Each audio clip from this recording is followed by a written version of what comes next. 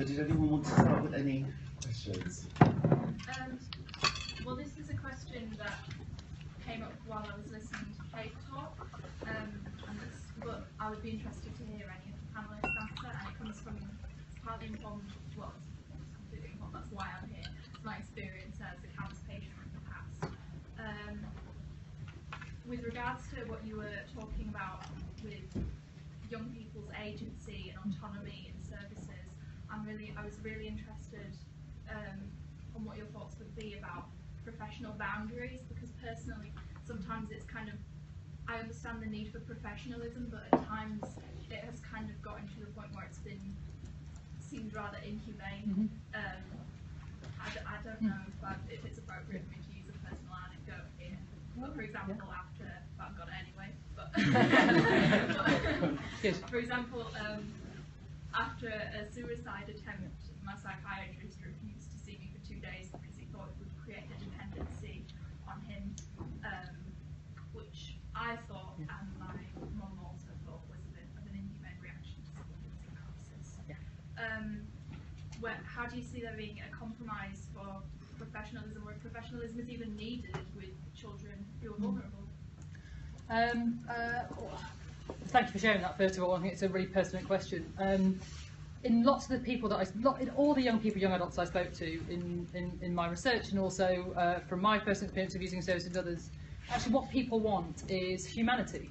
And I think often we misconstrue, we misunderstand what professionalism means, I think. I think, of course, there needs to be some boundaries, but do those boundaries need to, I think sometimes they're too stark. And actually what we need underneath all of this is some basic humanity, people to share a bit about themselves, people to show kindness, warmth, compassion. I guess in the defence of some people who work in services, what I've also seen is that people working within services aren't often shown kindness, warmth or humanity from the people supposed to be caring for them either. Lots of the nurses, doctors, therapists I spoke to felt they had no one to care for them, no one to attend to their emotional needs, and that meant that they had nothing else to give. So sometimes we're being uncaring not by choice, but because they had nothing else and they weren't being supported.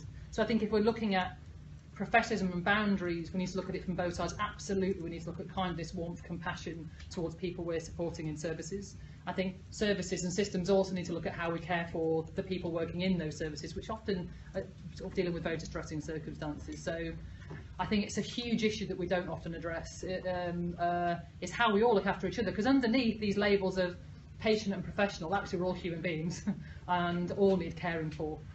So I think it's a really important point. I think boundaries is something that we have too severe boundaries, I think, sometimes in terms of what we get put under the guise of professionalism, when really it's about kindness, warmth, compassion for everybody involved. I don't know what anyone else wants to contribute to that. Anyone else want to contribute? Can I just name check an organisation called Circle of Care, because I do know about them. I mean, which is all about trying to get carers to feel cared for so they can care better.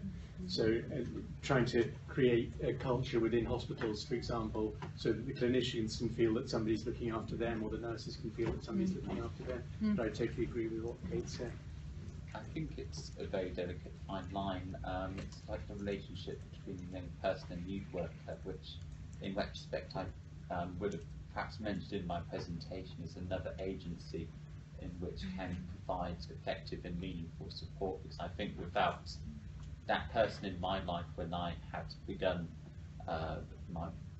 my early days in volunteering, I think it would have been quite difficult to manage with some of the situations I was experiencing at the time. So I think there is a need for detachment within the professional to not become too attached and too invested in the situation in which it might cloud their judgment, but at the same time, as Kate mentions, there is the human element as well, to be sensitive to people's needs, and to I think to have a good bedside manner, which is generally quite important with these things. That you shouldn't be in these professions if you don't like working with people. The point is that whether it be psychologist or youth worker or teacher, that these are specific professions which have there are rules in place for obvious reasons in safeguarding and the welfare of a young person, but you need to have that level of enjoyment and desire to want to work with young people and to help improve those outcomes. Can I add one more thing? Am I allowed?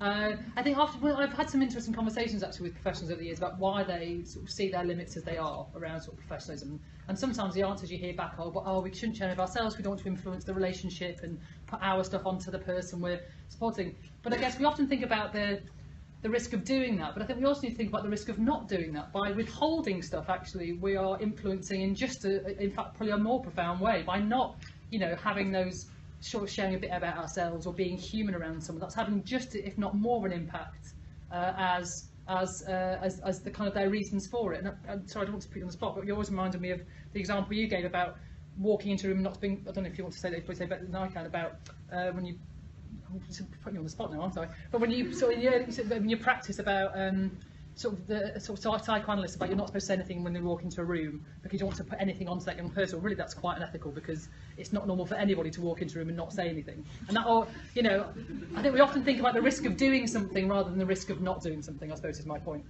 for putting you on the spot. Thanks. Oh, really good. I've got a few other things. Number one. Does that make sense? Like, I think we just need to think about of course there are boundaries in any relationship. I think that's common sense. But I think we need some basic humanity here. But I think staff also need to be, I think there's lots of staff that I interviewed who desperately wanted to share a bit more of themselves actually and be more relaxed and be more human, particularly in some of the inpatient units I worked in. The young people, some of the healthcare assistants were not much older than some of the young adults or young people in there and had a very different view perhaps. But then were being told off by others for saying that was unprofessional and whatever. So I think people are feeling very conflicted actually. It's a really important topic I think we need to explore more. Thank you. Are there any other questions? I have a question. It's actually,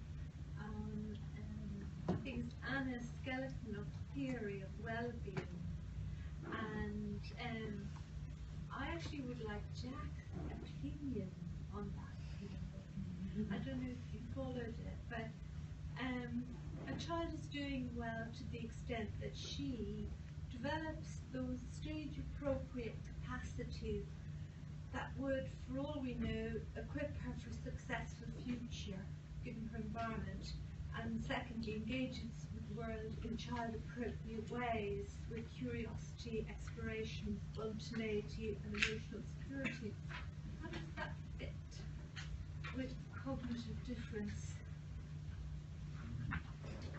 I was just wondering that if you had an opinion on that.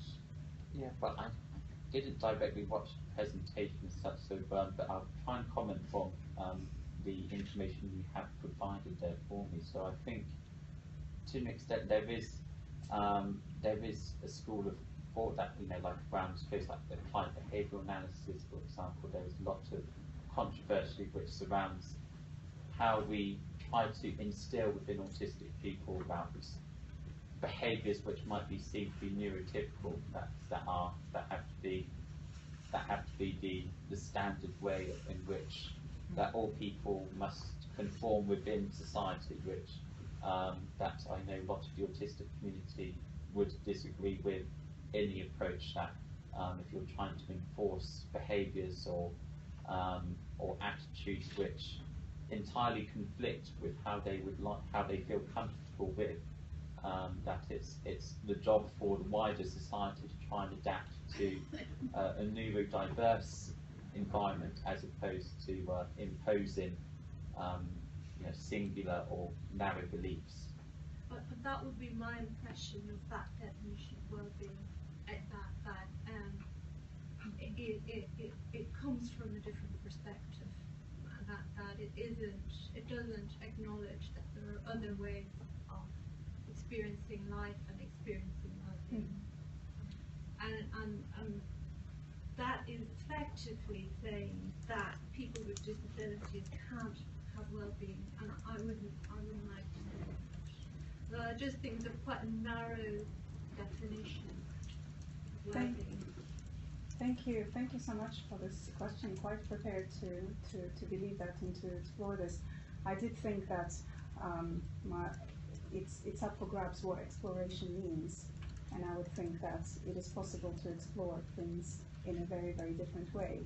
And it's possible to be spontaneous in a very different way. And it's possible to be emotionally secure in very, very different ways. So it's supposed to be a broad definition in that way, very much influenced by work on developmental psychology by psychologists such as Alison Gopnik that are working for the most part with probably for the most part with neurotypical children, and that would be an issue. Thank you. Any other questions? So we've got some from Mentimeter in the background, and one was about expectations. So if a person's able to manage anxiety difficulties, should this be labelled as managing it, or do we need terms like cured, for example? So I wondered if anyone had any comments on that. I start with that, and I'd be interested in hearing other members of the panel. So I know I have quite a controversial opinion on this, which I think we should talk about cure in child mental health, in the sense that I think we need to be clear when we can cure and when we can't cure, and that rather than sort of smudging it all together and saying, oh, we can't talk about cure in this context. So I suspect that there are some issues that people have that can be cured and that they can go away completely, that you have an issue, you get some treatment and it goes away completely and you are therefore cured. And there are other things which are not curable, and they are things that you're going to live with and have to find ways to manage and live with. And there are some things that are curable but may not get cured in you. And I suppose, I think one of the issues for us as a community is we're not yet clear, are we talking about long-term conditions or are we talking about acute conditions? And we lump all child mental health together in a way that you wouldn't say, all physical health, can you talk about curing physical health? Well, yeah, for some things of physical health you can, for some things you can't. And I think we're in the same thing for child mental health, but I would like us to retain the possibility that some things are curable. But I recognise that's, yeah, it'd be interesting to hear other people's views. I'm looking. You just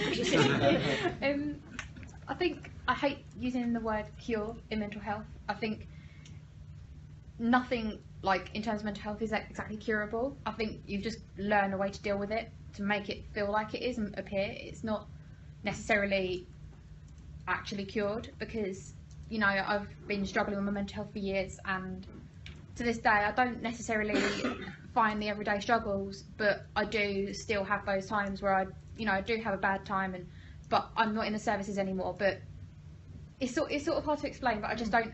It's not going to ever go away, but it's just finding a way of how can I manage and how can I develop and grow as a person to a point where it's not even a thing anymore.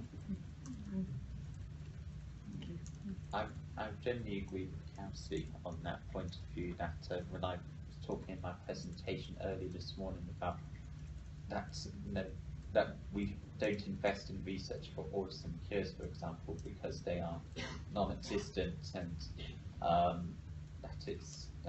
that people, that researchers and professionals and nurse clinicians become distracted in this pursuit to find ways, whether it be through medication or through quite harsh forms of treatment, to try and take something away from a person that is perhaps part of them, that is how their brain might be wired, or some way, something that is that doesn't have a clear and straightforward explanation, but we seem to be very determined in as mankind to always find a reason for something, which in some cases there aren't always very simple and tangible reasons to come to say why someone does have mental health difficulties at any stage in life compared to those individuals who don't. That for those who do experience particular problems or crisis points in their lives, then I think it's a constant process of recovery generally, and that anyone can perhaps relapse or revert to a state in which they do need help and support again, in which case that cure is not something which was conclusive in the end, that you could draw an analogy like a cold, that you are cured of a cold eventually, but that doesn't mean that you're never going to catch one again, because the viral strain always mutates every few months or so, so you're almost inevitably going to catch it again. Thank you. So we've heard a lot today about the limitations of questionnaires. So what would a good alternative to capturing a good outcome in child mental health be that's not a questionnaire? Audience, feel free to answer. Or are there any kind of new approaches to delivering questionnaires that people are kind of trying out at the moment?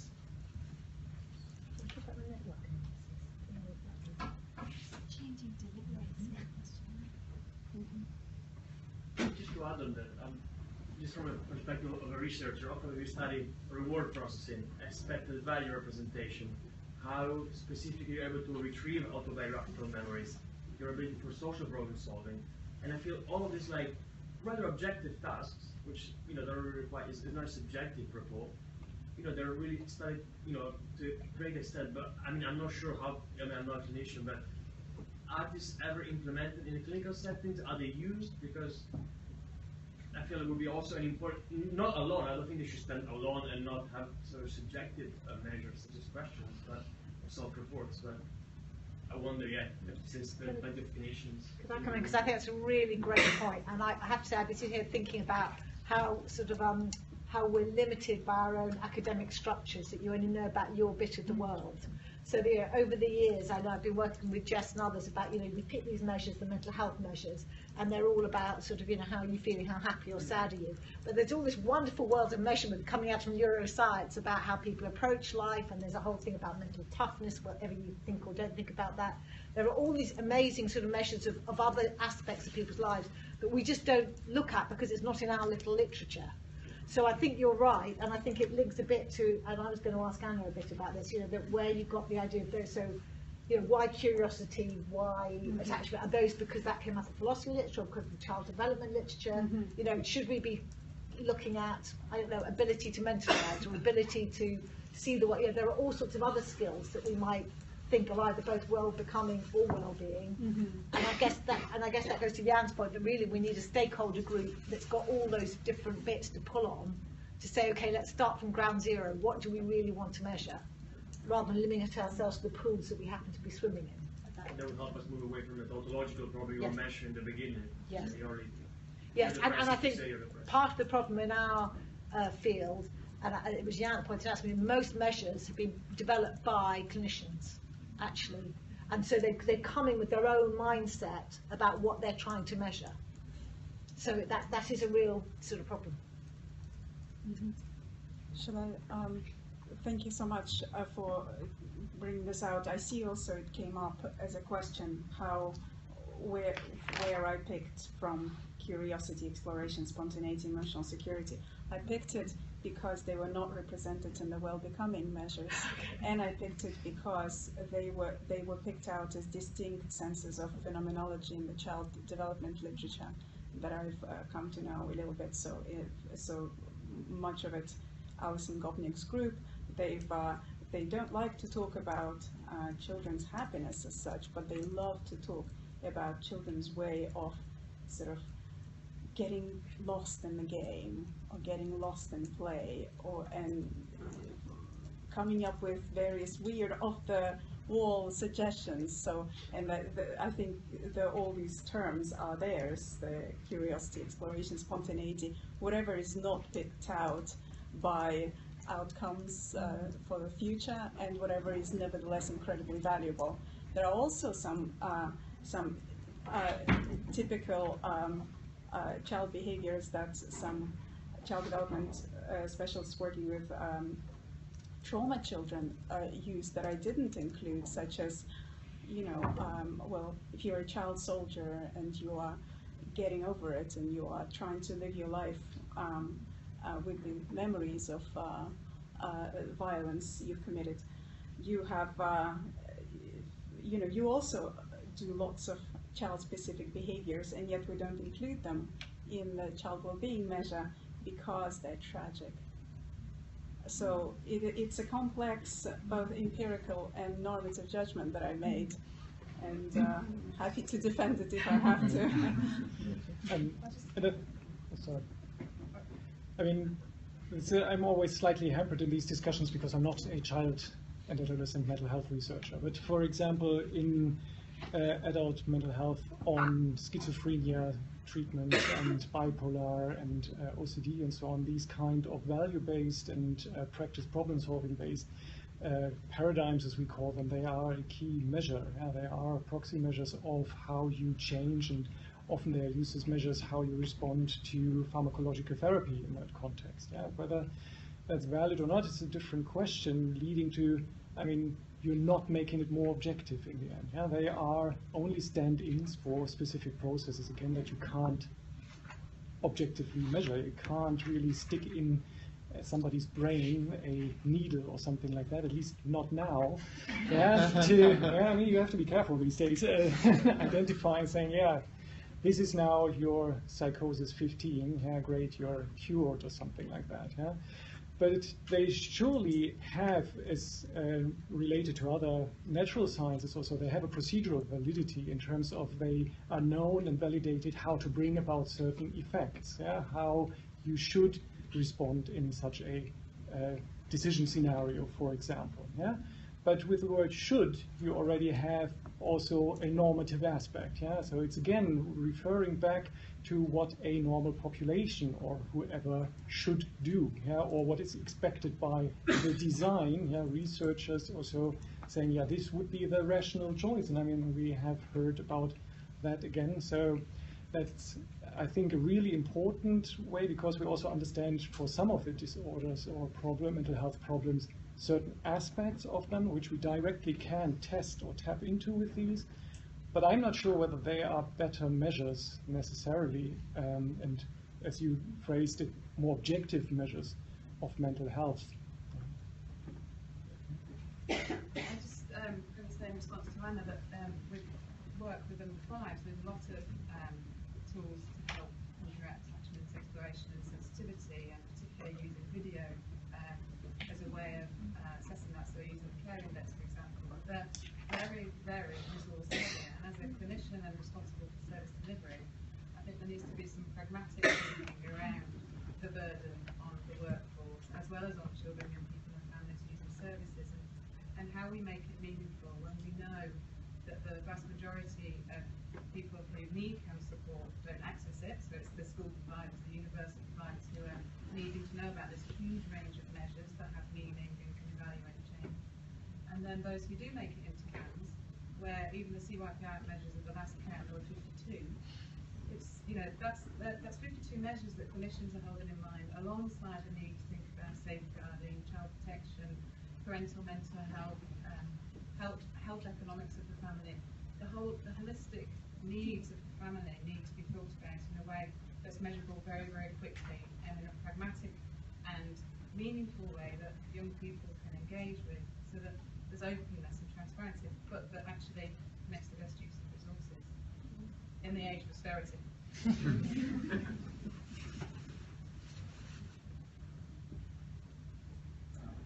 I'm a counsellor and social worker working at the EBPU service.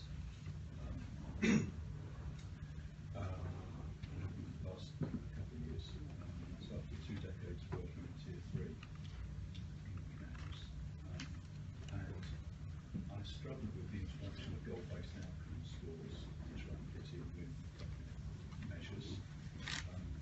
So I realise this is very subjective from my perspective as a practitioner, and trying to get closer to the experience of the younger clients, and probably more than most people who are practitioners in the room, perhaps those currently with the milder problems in Tier 2 rather than Tier 3. But I'm still struggling with the notion of measure and measurement, although that word also has another meaning, doesn't it, in terms of step or intervention and measure. But it does seem to me as though it's the struggle to move from the interior world and experience of a child or young person who's suffering to the exterior world of us as adults who are trying to communicate about and improve their experience and reduce their suffering. And it seems to me as though key for me is who owns the idea of numbers or measures or comparison, which feels to me as though the moment I move towards that, I start to claim some kind of authority or power over the child or young person, and I think I lose them there. So I struggled with the idea of moving from where they were at to goal-based outcome scores, because most of these young people, the moment I start to mention arithmetic, just feel they're in somewhere where they don't want to be. So I have struggled with the idea of even the notion of being a professional in this, who's offering them some kind of, I don't know what the young people use this, one of them use hope. And I think it loses those sense of an emotional connection once you start to use measure or numbers or start to make comparisons, because for me, every one of those young people is having a unique experience of suffering and alienation and trouble. So what I've done, to try and finish this off and make it a bit briefer, is I have swapped from goal-based outcome scores to subjective units of difference from Podesky, Mind Over Mood, Podesky and Greenberger. So although I'm not comfortable with CBT, I've taken that as an idea of saying if there was a kind of thermometer scale or a measure straightforwardly here that we could put 0 to 10 and you pick a number for it, and they list their problems, thinking of the referral, but also how they experience things over the intervening weeks, and then say if we're going to score it, think of the past 2 weeks, which one of those is still a severe problem or not, and they get it. And then if we do it a couple of weeks later and a couple of weeks after that, they go, oh look, the numbers are going down, and I haven't persuaded them, and the parents haven't persuaded them, and they do 2 separate scores for the parents and for themselves. And so I've sort of overcome my alienation from arithmetic and measuring, and they seem to have a tool. But I realise I'm in the world of not about policy or research. That's purely about a tool that gets them to go, well, we compare the numbers, and yeah, it fits. And I'm going, and of course it's tautological because it's only coming from me in any case. But it has shown them that they move on a scale to some extent, although it's their unique scale. So that seems to work for me. Yeah, I mean, I think several people today have alluded to different stakeholders in different contexts. And I think where I hope there wouldn't be any fierce debate anymore is for the diet, or whatever the specific context is in which therapy or an intervention is delivered. The people involved should choose whatever helps exactly them, to represent what changes are happening, whether you call it goals or problems or whatever that you want to overcome through the process that needs to be defined for each of the specific therapies alone and only makes sense within that context. I mean, if you go back to goal achievement scaling and all these things, I mean, there has been since the late 60s at least, there have been approaches to basically systematize that and to provide this to clinicians. But as you exactly pinpoint, the real interesting question happens when you move away from the specific patient. And that the first thing where you do that is for the therapist or counselor trying to assess how well they are doing. How do you find out, kind of objectively, without fooling yourself, which kind of problem configurations also you might need new training, where you're not doing well. Trying to find out, in a way, comparable across patients, okay, however crude the indicator, I'm not great at PTSD or whatever, is something where you could gauge a more systematic and more comparable measure to make use of it yourself. And that's one important perspective. The next one is then the question, okay, who else wants to compare how well patients are doing? And what the appropriate measure for that is, I think that I have at least 3 or 4 people today stressed very strongly, that is a value-based decision, and that may not make much sense within the diet, what you're assessing there. And I think that's why I very often come back to a general measure of symptoms, because that's, in my experience at least, people want to get rid of. And there are, at least in adult mental health, very well validated for 50 years now used collections of symptoms that you can use, that you can compare and so on. And if people experience fewer symptoms, that's overall a good indication for the service, yeah, whoever wants to take that as a measure. Whether that's appropriate and whether you can make use of that in the specific diet, it's an interesting question. Yeah? But again, Mike Lambert in the US, for example, Mike Barkham here, and parts of the things that inspired the adult IAPT, yeah, if we go back to 2005 or something like that, is if you communicate about these scores, just as you did, yeah, and seeing, yeah, we are looking at how you're doing, we're looking at that together, yeah, and you will see probably, yeah, that the scores go down, and after weeks people experience that they are going down. Patients usually love that. Yeah? I mean, I've done loads and loads of qualitative work in inpatient settings back in Germany where clinicians always said, no, they're never going to fill out these questionnaires. It's far too onerous. They really don't want to do that. And patients, after trying it out, said, it's great. 2 weeks in, I saw actually something happening. I wasn't sure until now, really, that something was happening. I felt kind of the same. But looking back at my responses I gave 2 weeks ago, I really think that I'm not experiencing what I did 2 weeks ago. Yeah?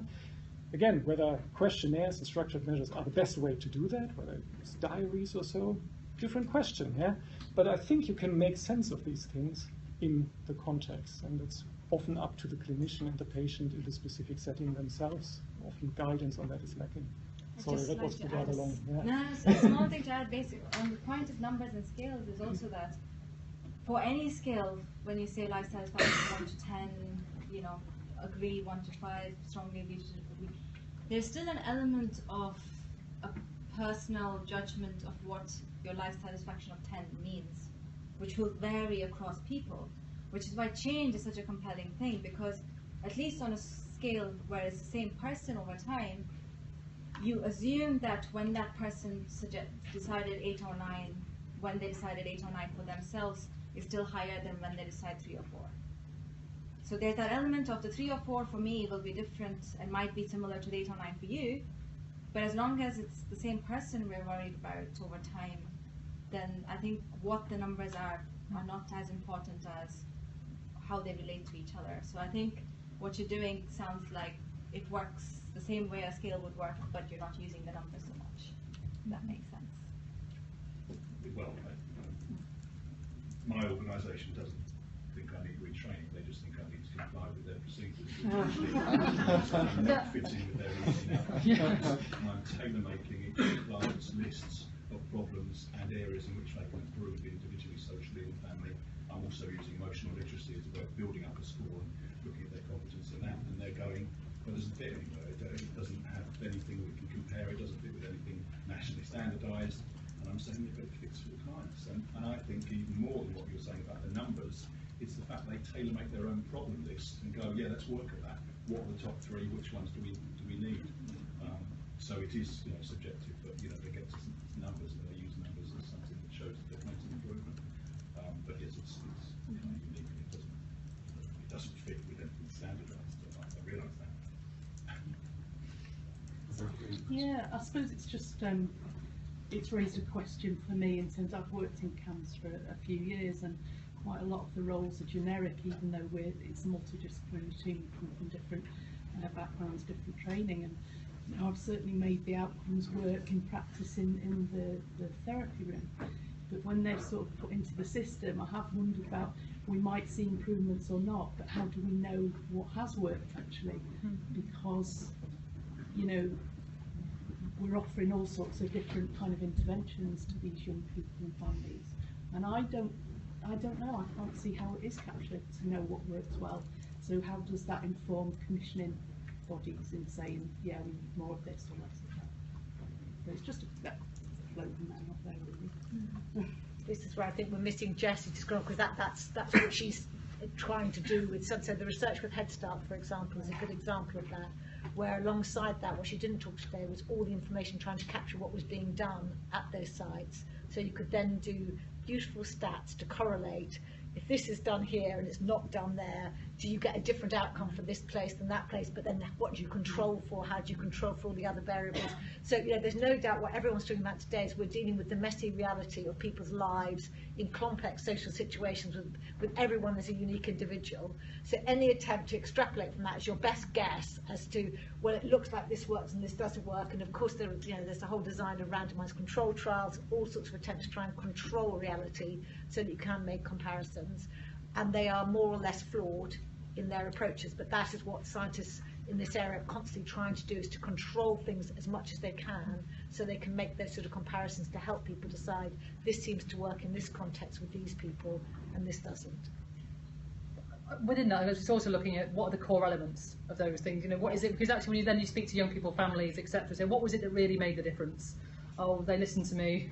They gave me time. You know, there's often the common factors, aren't there, between all of those different approaches, which make that a valuable experience or not. So I think it is looking at the range of sort of types of therapies, but also looking at what's common between them too. Yeah. And I think I was very struck when you were talking about saying that young people didn't like arithmetic, or so many young people that you're working with didn't like arithmetic. My experience of most child mental health professionals is they're not very keen on arithmetic either. and I speak as someone who is in that category, but now speaking to my sort of more statistically advanced friends. So, you know, I find myself in this weird position of sort of running units all about stats, and I'm a bit frightened of them myself.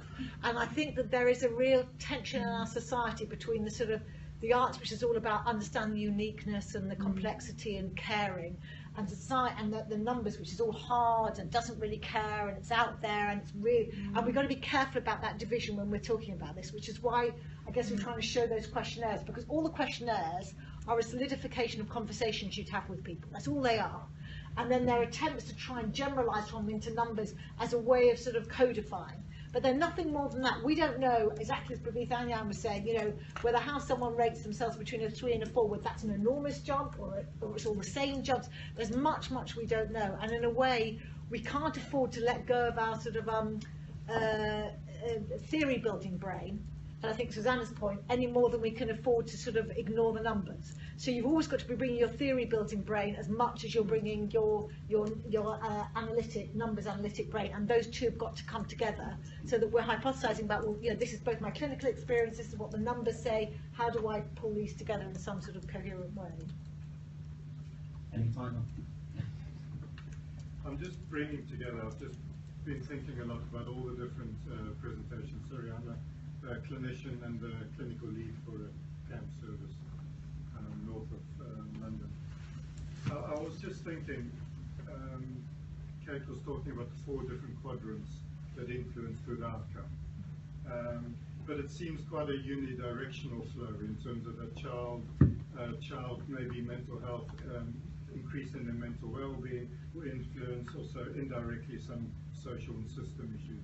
I wondered to what extent, for instance, in the Head Start study, that the context within which mental health being can be worse or better within, for instance, a school context, is really analysed in a standardised way, so you can have a better understanding of what we all are responsible for to the context to provide, and how high up from the proximal to the more distal factors will be analysed.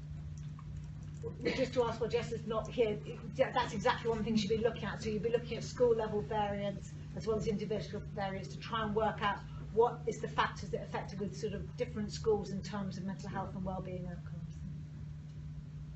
Any last questions or comments? Is it possible to ask? Yeah. For me to ask. So my question is for Carolyn and for Jan, and I think it's a general observation. Last time I looked at your wonderful display, thank you so much for putting it together, there were quite a few dots next to the relief of symptoms outcomes. And in Jan's presentation, there is also a strong sense in which you are far more comfortable and confident about measurement of negative outcomes or reliefs of negative outcomes than you are about positive outcomes.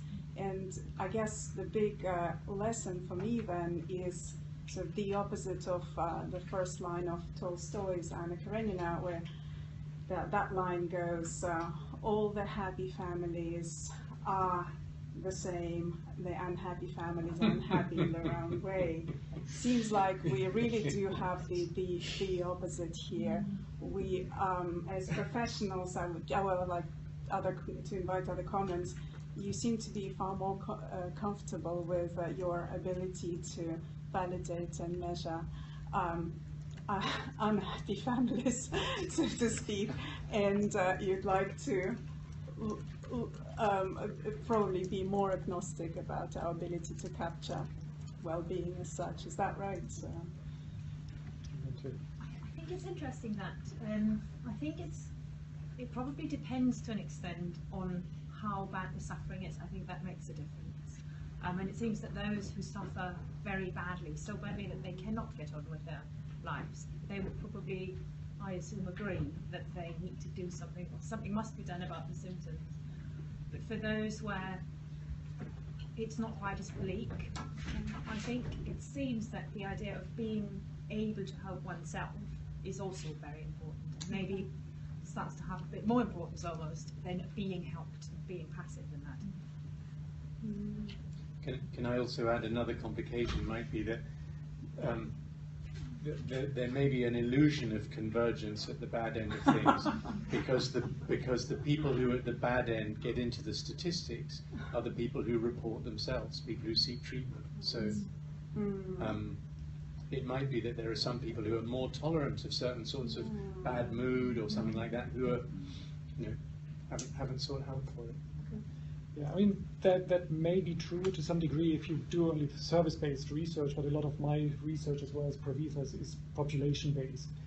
And we observe that even more strongly in populations. So I don't think that it can be the only explanation, but I mean, it's not necessarily mental health problems or so that where people converge, but it's their assessment of the world, that's rather going to be negative, that we tend to measure. That's why colleagues and I call it usually negative affectivity, to be somewhere between mental health problems and acknowledging that this might be just a style of thinking and feeling, that we are really well being able to tap into.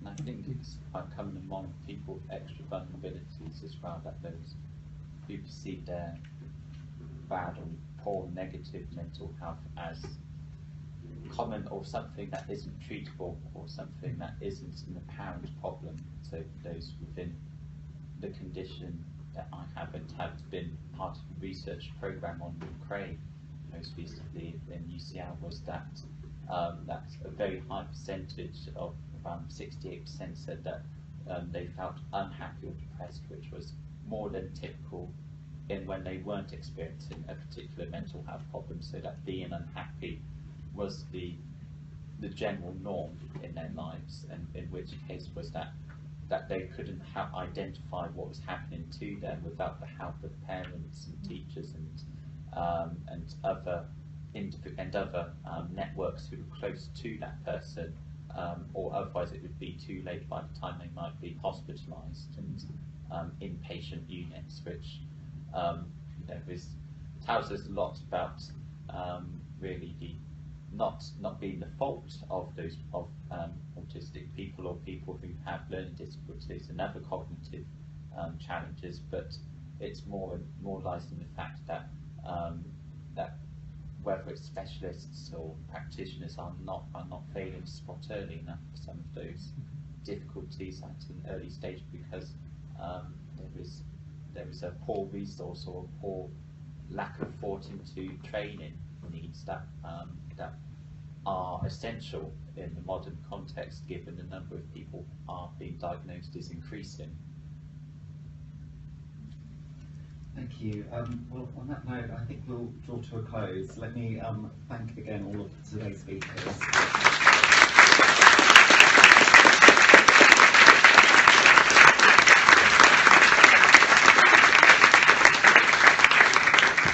Can I just say a very quick thank you to those who organised it, both you for chairing, thank you very much, and also Charlotte and Matt and Rebecca and various other people I'm now going to forget, and Niall and Tim, who really helped, and even the mental elf who's been heroically tweeting all day. So thank you very much.